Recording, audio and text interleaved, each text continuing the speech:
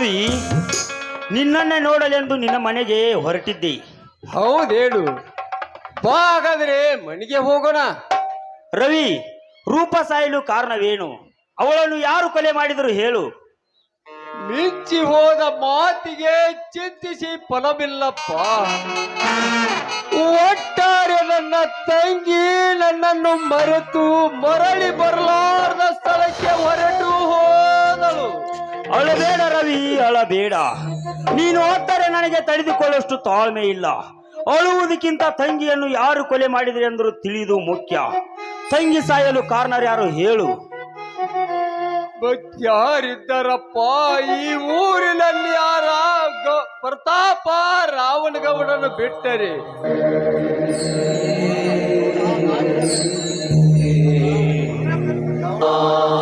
ರಾವಣಗೌಡ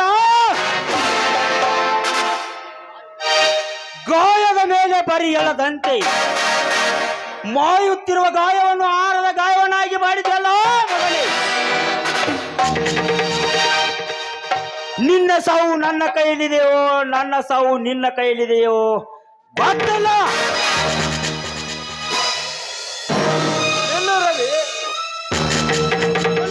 ಎಲ್ಲಿಗೆ ಹೊರಟಿರುವೆ? ಆ ಗೌಡನ ಪ್ರಾಣ ತೆಗೆಯಲು. ಕುಮಾರ್, ನನ್ನ ಕೈ ಮುಗಿದು ಕೇಳುತ್ತೇನೆ, ಆ ಕೆಲಸ ಮಾಡಬೇಡ. ತಂಗಿ ಸತ್ತು ಹೋದಳು, ಮಹಾನ್ ಮಾಯವಾದ. ಈಗ ನನಗೆ ನೀನು ಒಬ್ಬನೇ ಆಸರೆ. ನೀನು ಅವರನ್ನು ಕೊಲೆ ಮಾಡಿ ನೀನು ಜೈಲಿಗೆ ಹೋದರೆ ನಾನು ಖಂಡಿತ ಅನಾಥನಪ್ಪ. ಈಗ ತೊಡೆ ಮೇಲೆ ಮಲಗಿಸ್ತೀವಿ ಸರ್. ಆ ಮಾತನಾಡಬೇಡ ರವಿ. ಅಂತ ಕೆಟ್ಟ ಸರ್ಪಗಳನ್ನು ಸುಮ್ಮನೆ ಬಿಟ್ಟರೆ ಮತ್ತಷ್ಟು ಜನರನ್ನು ಬಲೆ ತೆಗೆದುಕೊಳ್ಳುತ್ತಾರೆ ಯಾರಿಗೆ ಗೊತ್ತು. ಅವರನ್ನು ಆ ದೇವರು ನೋಡ್ಕೊಳ್ತಾನೆ ಬಿಡು. ದೇವರು ಎಲ್ಲಿದ್ದಾನೆ ರವಿ, ಎಲ್ಲಿದ್ದಾನೆ ಓ ನಿನ್ನ ದೇವರು? ಪುಂಡ ಪುರುಷರ ಕೈಯಲ್ಲಿ ಸಿಕ್ಕು ಸಂಡನಾಗಿ ಬಣ್ಣ ಪುಂಡರ ಪುಂಡಾಟಿಕೆಯಿಂದ ಕಂಡ ಹೆಣ್ಣುಗಳ ಬಾಳು ಹಾಳು ಮಾಡಿ ಅರಸರಂತೆ ಹೆಸರು ಪಡೆದವರ ಕೈಯಾಳಾಗಿರುವ ನಿನ್ನ ದೇವರು ನಮಗಿದ್ದಾನೆ.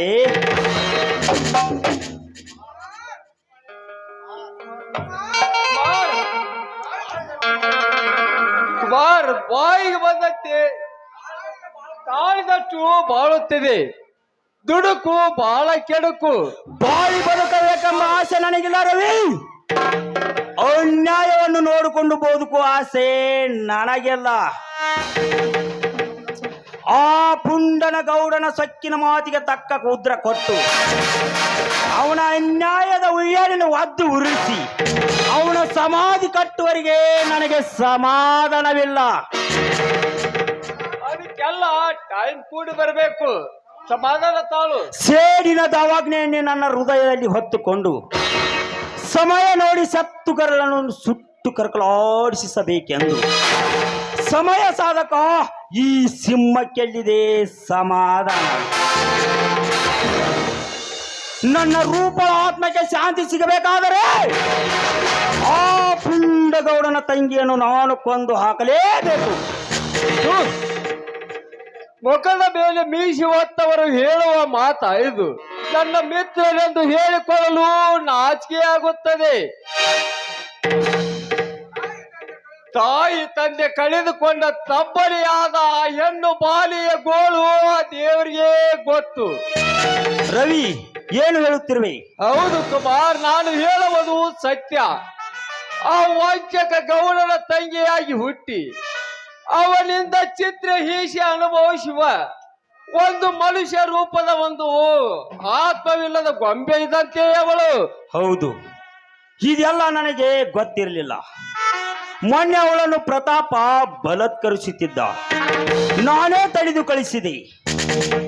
ಮೊನ್ನೆ ಆ ಗೌಡನ ಮನೆಗೆ ಹೋದಾಗ ಅವಳನ್ನು ಚಾಟಿಯಿಂದ ಹೊಡೆಯುತ್ತಿದ್ದ. ಆವಾಗಲೇ ನನಗನಿಸಿತು ಅವಳು ಪಾಪ ಅಂತ. ನನ್ನ ತಂಗಿ ರೂಪದ ಗುಣ ಆ ದೀಪದ ಗುಣ ಎರಡು ಒಂದೇ. ಆಗಲಿ, ಆ ಗೌಡನ ಕುತಂತ್ರ ಬುದ್ಧಿಗೆ ಮಂತ್ರ ಬುದ್ಧಿ ತಯಾರಿಸಿ ಆಟ ಆಡಲೇಬೇಕು. ಹಾ.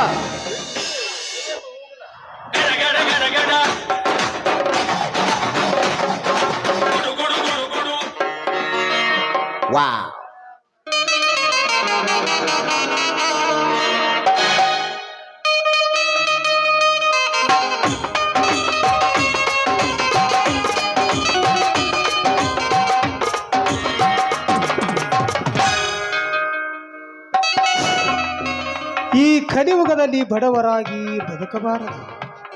ಅದಕ್ಕಂತೆ ನನ್ನ ರೂಪ ನನ್ನನ್ನು ಬಿಟ್ಟು ದೂರ ಹೊರಟು ಹೋದಳು.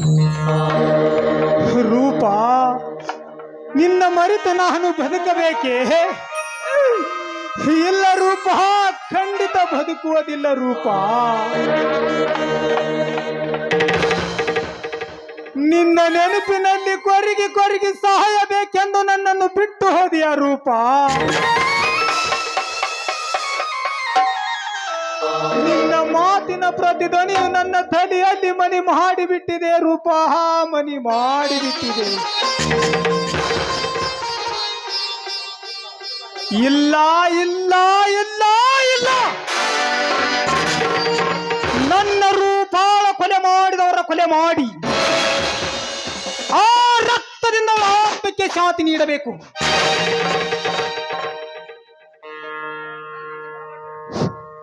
ನನ್ನನ್ನು ಈ ಸಮಾಜ ಕೊಲಿ ಗಡಕನಬಹುದೇ?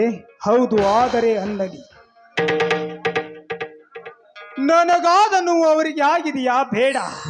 ಕೊಲೆ ಮಾಡುವುದು ಬೇಡ, ಕಡಿತು ಕೊಲೆಗಡಕನಾಗಬಾರದೆಂದು ನಾನು PSI ಆದ ಮೇಲೆ ನನ್ನ ರೂಪಾಳ ಕೊಲೆ ಮಾಡಿದವರನ್ನು ಬೂಟಿನಿಂದ ಒದ್ದು ಲಕಾಪಿಗೆ ಹಾಕಿ ಸಾಯುವರಿಗೆ ಕಠಿಣ ಶಿಕ್ಷೆ ಕೊಡಿಸಬೇಕು. ರೂಪ, ನಿನ್ನ ಆತ್ಮಕ್ಕೆ ಶಾಂತಿ ನೀಡುವ ಕಾಣಿಕೆ ಏನೆಂದರೆ ನಾನು PSI ಆದ ಮೇಲೆ ನಿನ್ನ ಕೊಲೆ ಮಾಡಿದ ಪಾಪಿಗಳನ್ನು ಕಾನೂನು ಕತ್ತಲೆಯಲ್ಲಿ ಕೊಳೆಯುವಂತೆ ಮಾಡುತ್ತೇನೆ. ರೂಪ, ನನ್ನ ಮೇಲೆ ತಪ್ಪು ತಿಳಿಯಬೇಡ. ನಾನೊಬ್ಬ ದೂರಿದ್ದು ಪೊಲೀಸ್ ಅಧಿಕಾರಿಯಾಗಿ ಈ ಊರಿಗೆ ಕಾಲಿಡುತ್ತೇನೆ.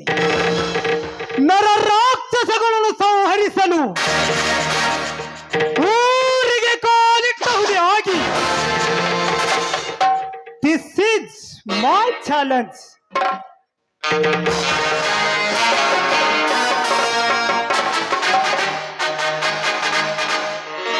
Wow.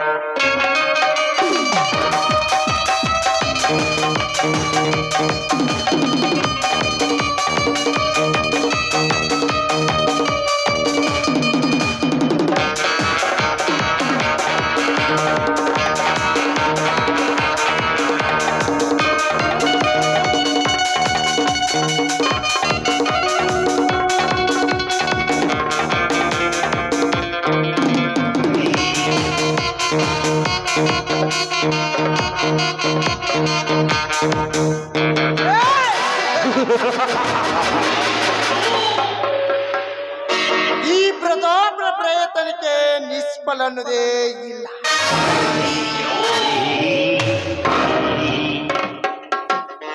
ಫಲ ಸಿಗಲೇಬೇಕು. ಗೌಡ, ಕುಂಡನಂದು ಮೆರೆದಾಡುವ ನಿನ್ನ ಸಿರಿ ಸಂಪತ್ತನ್ನು ಪೆಟ್ಟಿಗೆ ಹೊತ್ತಿಕೊಂಡು ನಿನ್ನ ತಂಗಿಯನ್ನು ನನ್ನ ಹೊಂದಿಗೆ ಹಾರಿಸಿಕೊಂಡು ಹೋಗದಿದ್ದರೆ ನನ್ನ ಹೆಸರು ಪ್ರತಾಪನೇ ಅಲ್ಲ.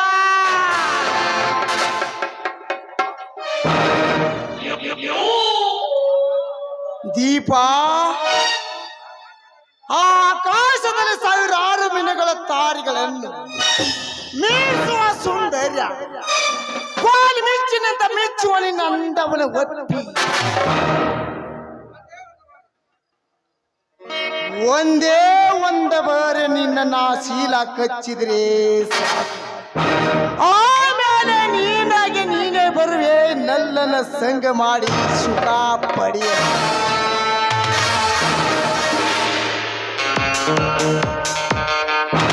ಒಳ್ಳೆ ಮಾತಿಗೆ ಒಲಿದರೆ ನೀ ಜೀವಂತ ಉಳಿವೆ, ಆಟ ಮಾಡಿದರೆ ಈ ಪ್ರತಾಪನ ಗುಂಡೇಟು ತಿಂದು ಸಾವಿವೆ.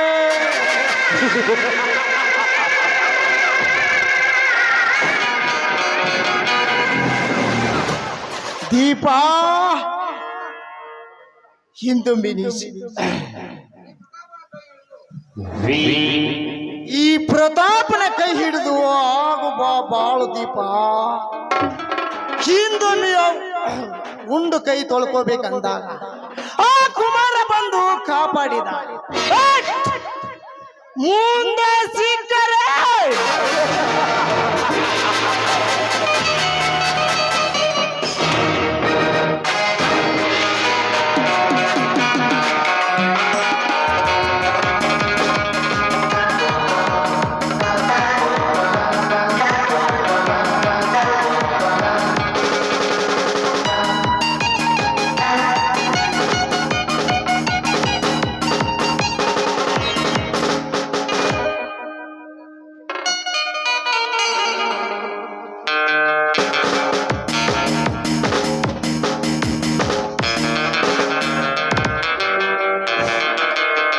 ಸರ್, ಈ ಅಡ್ರೆಸ್ ನಿಮಗೆ ಗೊತ್ತಾ?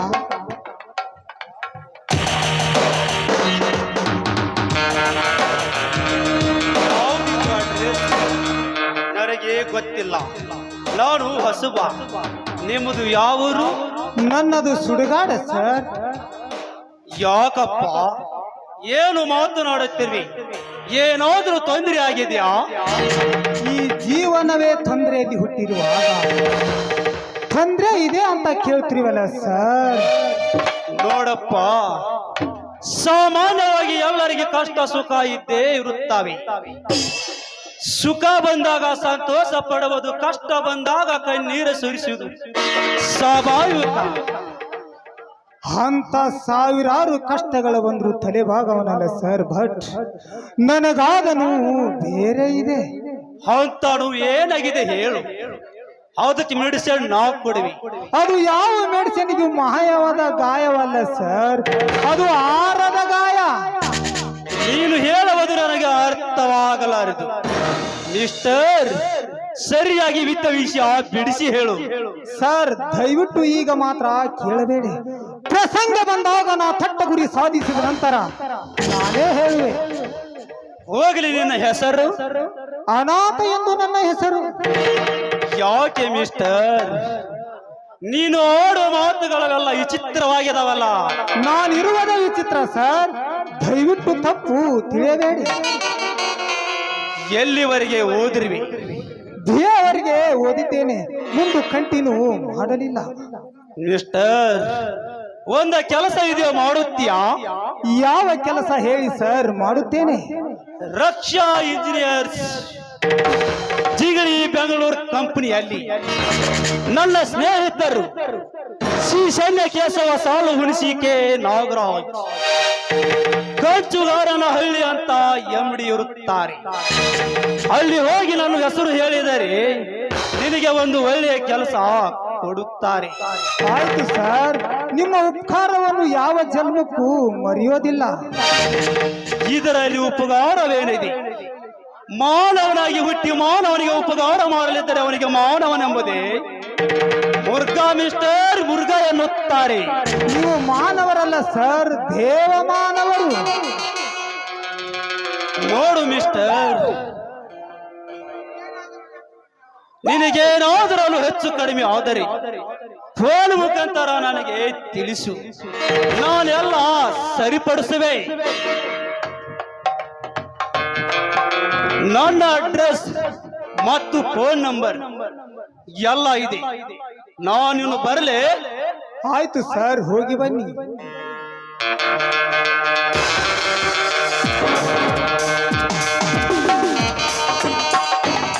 ನಾನು ಬೆಂಗಳೂರಿಗೆ ಹೋಗಿ ಇವರು ಹೇಳಿದ ಕಂಪನಿಯಲ್ಲಿ ಕೆಲಸ ಮಾಡುತ್ತಾ ನೌಕರಿಗೆ ಪ್ರಯತ್ನ ಮಾಡಲೇಬೇಕು.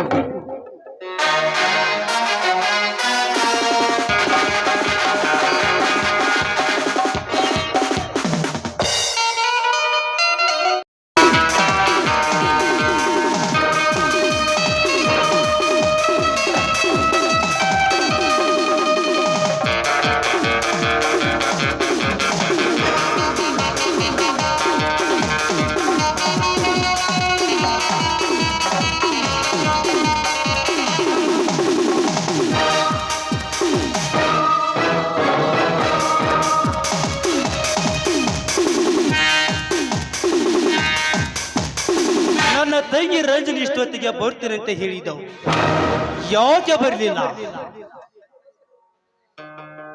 ಬಸ್ಗಳ ತೊಂದರೆ ಏನಾದರೂ ಆಗಿರಬಹುದೇ? ಇರ್ಲಿ ಬರಬಹುದು.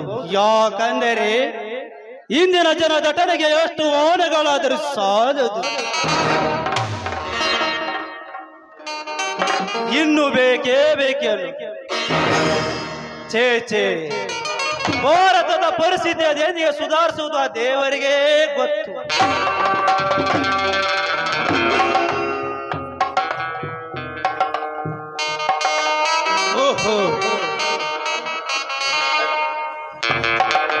ಓಹೋ, ನನ್ನ ತಂಗಿ ಬಂದೇ ಬಿಟ್ಟು.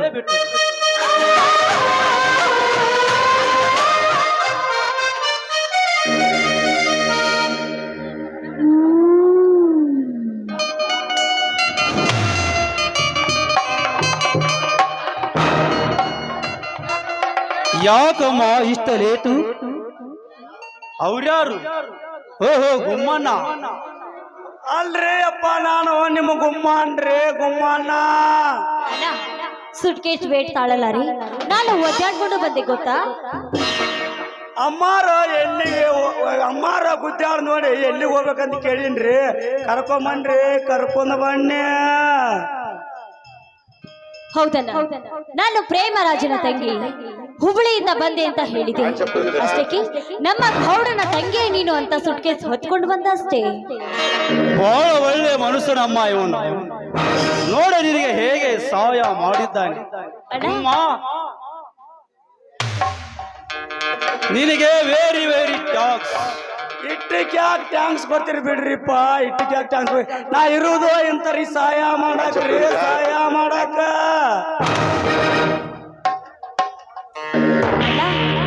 ನಾನು ಇವರನ್ನ ಹಮಾಲನೆಂದು ತಿಳ್ಕೊಂಡಿದ್ದೆ, ನೋಡಲು ಕೂಡ ಹಾಗೆ ಕಾಣ್ತಾ ಇಲ್ವೇ? ಇವನವನ್ ಏನ ಅಂತಾರಲ್ರಿ, ಪುಣ್ಯ ಮಾಡಿದ ಯಾರಿಗೆ ಒಂದಿದ್ರ ಅಂತಾರ್ರಿ. ನಾನು ಸಣ್ಣ ಇರುವ ಕಾಗೆ ಹಾರಿ ಬಂದು ಮಾರಿ ಕೊಟ್ಟೆ, ಅದಕ್ಕೆ ನಮ್ದೊಂದು ಸ್ವಲ್ಪ ಹಿಡಿಸೇತೇನ್ರಿ.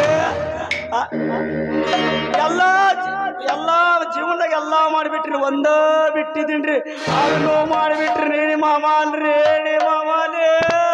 ಗುಮ್ಮ, ಈಗಿನ ಕಾಲದಲ್ಲಿ ಯಾವ ಕೆಲಸ ಮಾಡಿದ್ರು ತಪ್ಪಿಲ್ಲ, ಯಾವ ಕೆಲಸಕ್ಕೂ ಹಿಂಜರಿಯಬಾರದು.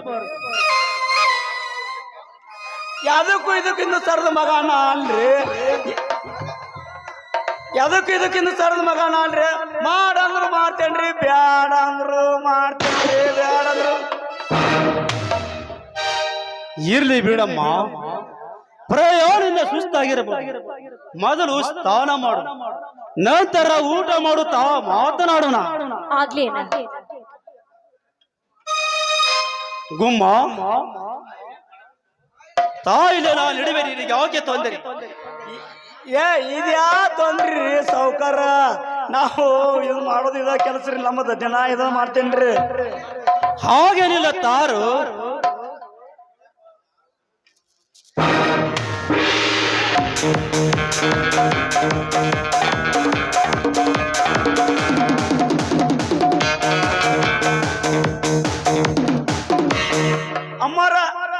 ಅಮ್ಮಾರ್ದ ಒಂದ್ ಸ್ವಲ್ಪ ಆಗ್ಲೈತ್ರಿ, ನಿಮ್ಮದು ನನ್ನ ಒಂದ್ ಸ್ವಲ್ಪ ಐತ್ರಿ.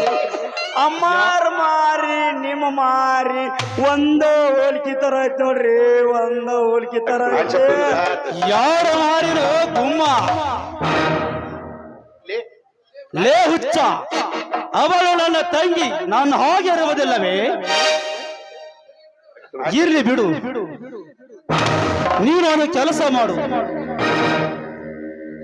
ನೀ ಯಾವ ಬಿಸಿನೆಸ್ ಮಾಡಿದರೆ ಏನಿದೆ?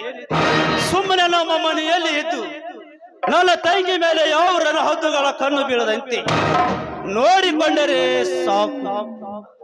ಒಂದು ವೇಳೆ ಯಾವನಾದ್ರೂ ನನ್ನ ತಂಗಿ ಮೇಲೆ ಕಣ್ಣು ಹಾಕಿದರೆ ನನಗೆ ಬಂದು ತಿಳಿಸು. ಏನಂತೀಯ? ಅವ್ ಯಾವ್ರಿ ನನ್ನ ಮಗ ಕಣ್ಣಕ್ಕವ? ಹುಲಿ ಅಂತ ಗಂಡ ನಾ ಇರುವ ಒಳಗ ಒಂದೆಡೆ ಅವರ ಕೈ ಹಾಕಿದ್ರೆ ತಿಳ್ಕೊರಿ ಗೌಡ್ರ. ಅದು ಸುದ್ದಿ ಬ್ಯಾರೆ ರೀ, ಬ್ಯಾರೇವ. ಬಾ, ಹಾಗಾದ್ರೆ ಮೂರು ಒಟ್ಟಿಗೆ ಊಟ ಮಾಡೋಣ. ಈಗ ನಾನ್ರಿ ಈಗ ಊಟ ಮಾಡ್ಬೇಕನ್ರಿ. ಈಗ ನನಗ ವಚ್ಚೆ ಮಾಡ್ತೀವಿ ನೋಡ್ರಿ, ವಚ್ಚೆ ಮಾಡಕತ್ತೀರಿ. ಬಾರ್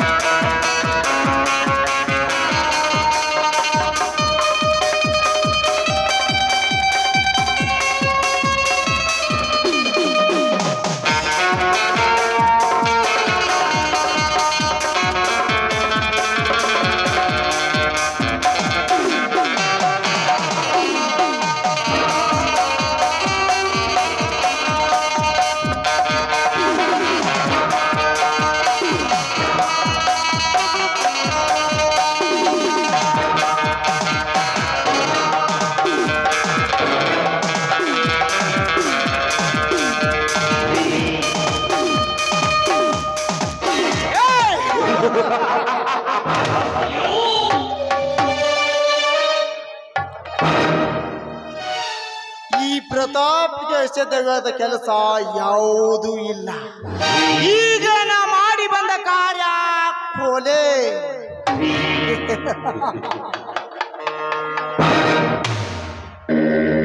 ಶ್ರೀನಗರದ ಸತ್ಯಮೂರ್ತಿ ಪ್ರತಾಪನ ಗುಂಡೇಟು ತಿಂದು ಕೈಲಾಸಕ್ಕೆ ಪ್ರಯಾಣ ಹೇಳಿದ. ಆ ಗೌಡನಿಗೆ ವಿಷಯ ತಿಳಿತು. ನನಗೆ ಒಂದು ಕೊಲೆಗೆ ನನಗೆ 50,000, ಆ ಗೌಡನಿಗೆ 1,50,000.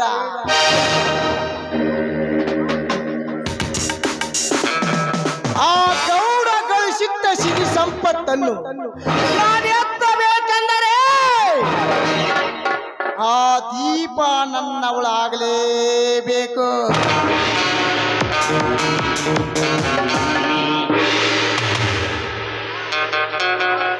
ದೀಪ ಹಿಂದೊಮ್ಮೆ ನನ್ನ ಕೈಗೆ ಸಿಕ್ಕಾಗ ಆ ಕುಮಾರ ಬಂದು ಕಾಪಾಡಿದ. ಅದರ ಪರಿಣಾಮಕ್ಕೆ ನಾ ಕೊಡಿಸಿದ ಬಹುಮಾನ ಚಾಟಿಯೇಟ.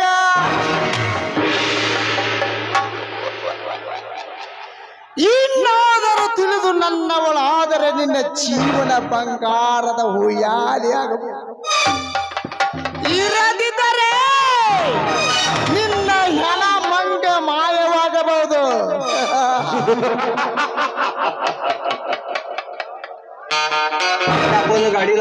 ಗೌಡ ಗಳಿಸು, ನೀ ಎಷ್ಟು ಗಳಿಸಿದಷ್ಟೇ ನನಗೆ ಲಾಭವಿದೆ. ನಿನ್ನ ತಂಗಿಯನ್ನು ಸಮಯ ಸಾಗಿಸಿ ಕಟ ಸರ್ಪದತ್ತ ಒಳಗೆ ಹೊತ್ತು ಅವಳನ್ನು ಅಪ್ಪಿ ಮುದ್ದಾಡಿ ಒಂದೇ ಒಂದ ಬರೀ ಅವಳ ಶೀಲ ಕಚ್ಚಿದ್ರೆ ಸಾಕು. ಕಾಮದ ಇಸ ಕಚ್ಚಿ ಅವಳನ್ನ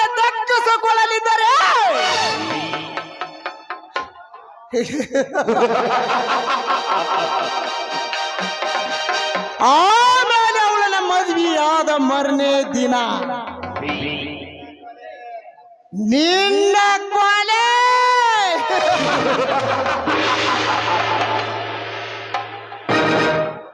ನಂತರ ನಾನಾಗುವೆ ಶ್ರೀಮಂತನ ದೊರೆ.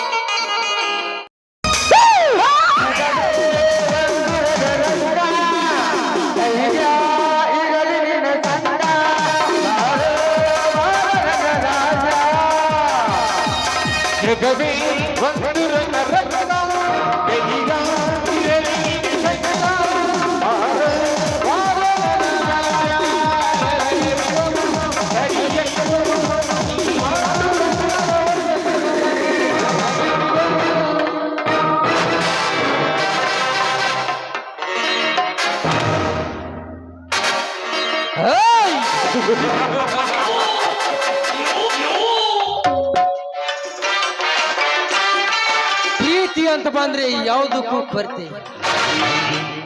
ಚಾಲೆಂಜ್ ಅಂತ ಬಂದ್ರೆ ಯಾವನೇ ಆಗಿರಲಿ ಬಿಡಲ್ಲ.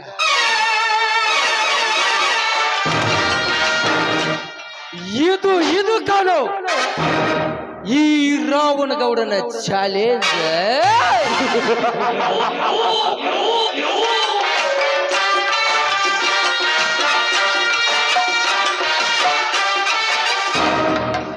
ಶ್ರೀನಗರದ ಸತ್ಯಮೂರ್ತಿ ನಮ್ಮ ಪ್ರತಾಪನ ಕೈಯಿಂದ ಕೈಲಾಸ ಸೇರಿದ.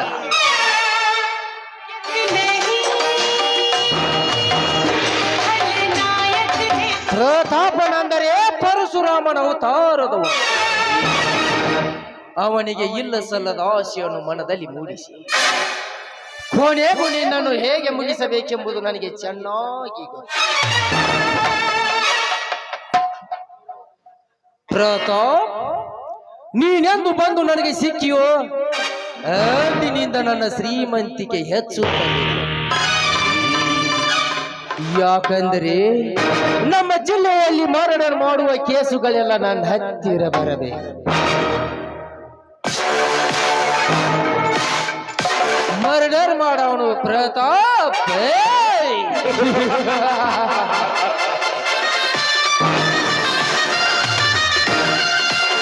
ಪ್ರತಾಪನಿಗೆ 1 ಪಟ್ಟು, ನನಗೆ 3 ಪಟ್ಟು. 1 ಪಟ್ಟು ಕೊಟ್ಟರೆ ಸಾಕು, ಪ್ರತಾಪ್ ಹೇಳಿದವರ ಹೆಣ ಮಾಡಿ ಬರುತ್ತಾನೆ.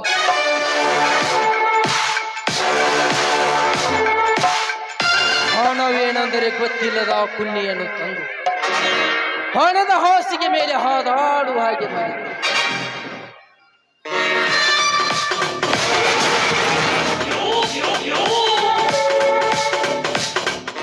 ಇದ್ಯಾವುದು ಹೊಸ ಮಾಲ್ ಬರಾಕತ್ತಲ್ಲ. ಬರ್ಲಿ ಬರ್ಲಿ ಬರ್ಲಿ.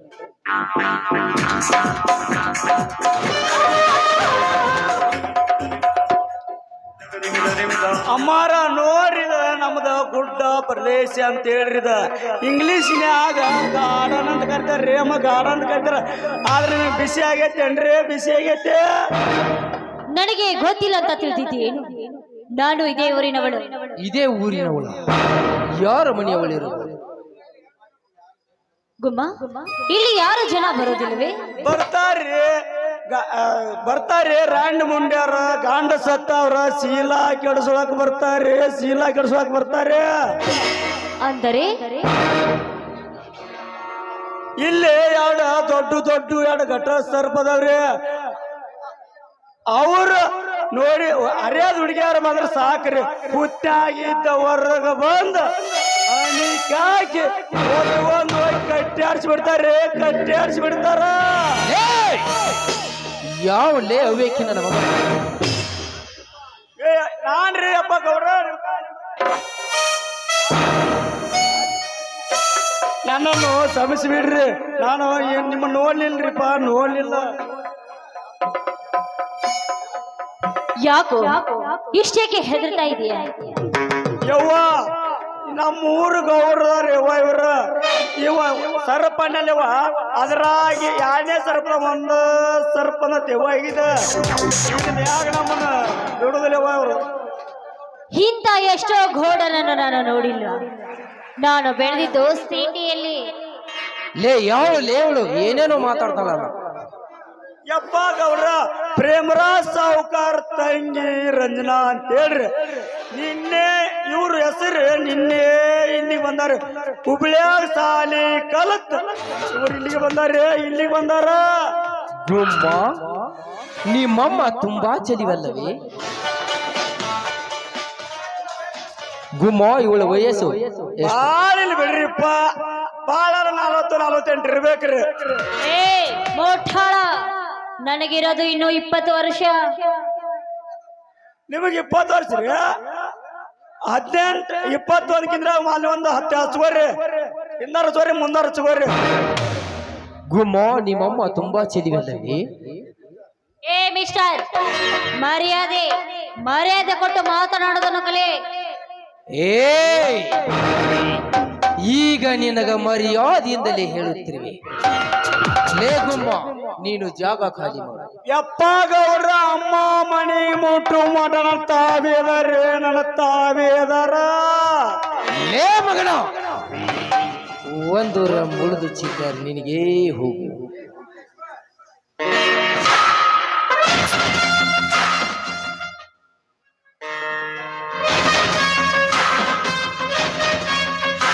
ಯಪ್ಪ ರಮ್ಯಾನ ಕರ್ಕೊಂಡ ಬರ್ತೇನೆ ತಡ್ರಿ. ಅಪ್ಪ ಕರ್ಕೊಂಡ್ ಬರ್ತೇನೆ ತಡ್ರಿ, ಬರ್ತೇನೆ.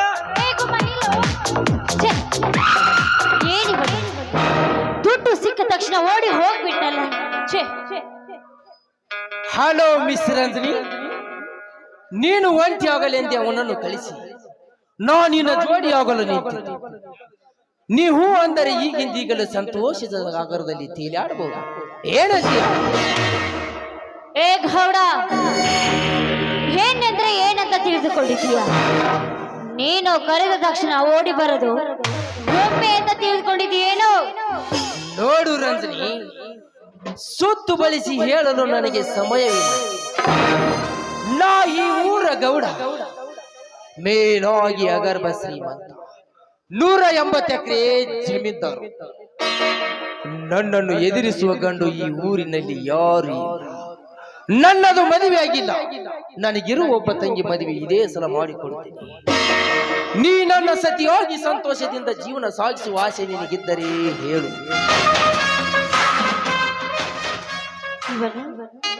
ಈ ಊರಿಗೆ ಶ್ರೀಮಂತ, 180 ಎಕರೆ ಜಮೀನುದಾರ, ನನ್ ಮೇಲೆ ಮನಸ್ಸು ಮಾಡಿ ಮಣಿ ತುಂಬಿಸ್ಕೊಳ್ತ ನನ್ ಮೇಲೆ ನಾನೇಕೆ ಒಪ್ಪಬಾರದು?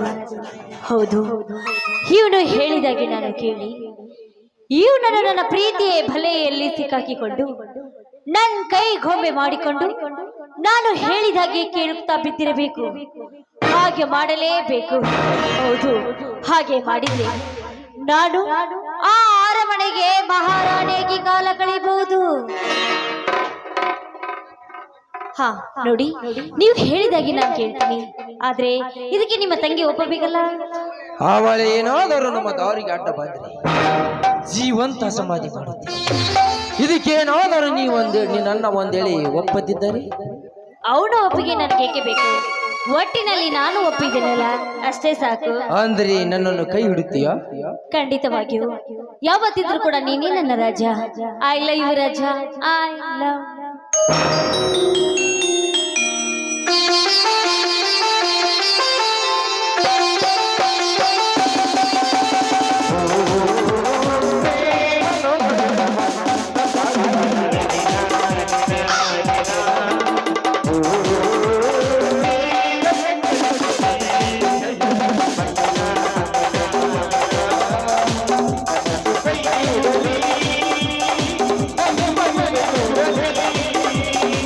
ಆ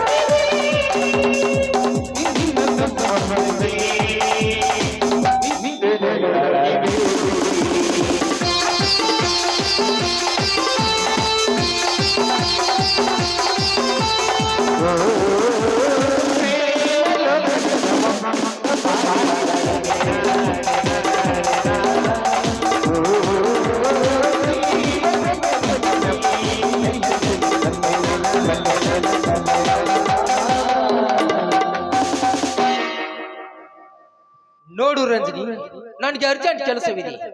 ನಾಳೆ ನೀ ತಪ್ಪದೆ ನಮ್ಮ ಮನೆಗೆ ಬರಬೇಕು. ಬಾ, ಮಾತನಾಡುತ್ತಾ ಹೋಗೋಣ. ಬನ್ನಿ